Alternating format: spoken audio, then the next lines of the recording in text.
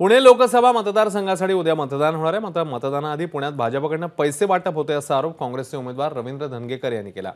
पैसे वाटपाचा आरोप करत धंगेकर यांनी पुण्यातल्या सहकारनगर पोलीस स्टेशन येथे ठिय्या आंदोलन सुरू केलं। सहकारनगर पोलीस स्टेशनच्या हद्दीत महायुतीच्या कार्यकर्त्यांकडून पैशाचं वाटप होत असल्याचा आरोप करत धंगेकर यांनी ठिय्या आंदोलन सुरू केलं।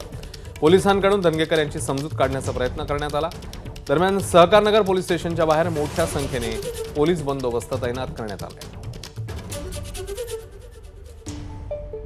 आज तुम्हाला सांगतो, फक्त या हद्दीतच पैसे वाटले जात नाही तर अख्ख्या पुणे शहरामध्ये पैसे वाटले जातात। निवडणूक आयोगाचं भरारी पथक रस्त्यावर नाही आहे, पोलीस खात्याची लोक रस्त्यावर नाही आहेत। पोलीस खातं हे भारतीय जनता पार्टीच्या हुकुमशाहीखाली दबलेलं आहे। त्यांच्या समोर पैसे वाटतात। पोलिसांना हे काही कळत नाहीत का? भाजपचे जे पदाधिकारी आहेत किंबहुना इतर लोक आहेत ते म्हणतात की हे दंगेकरांचं स्टंट आहे। पैसे वाटायचे असले की स्टंट, आणि त्यांना पैसे वाटायचे म्हणून त्यांनी सुरुवात केली स्टंट, पण हे पैसे त्यांनी वाटलेले ह्याला पोलीस का कारवाई करत नाही? तुम्ही पोलिसांमध्ये तक्रार दिली, काय पुरावा दिलाय का ते पैसे वाटताना? हे काय हे पैसे कसे कळायचे? अहो जागेवर घेऊन गेलते ना, सीसीटीव्ही चेक करा, जागेवर चला म्हणले, आले नाही ना।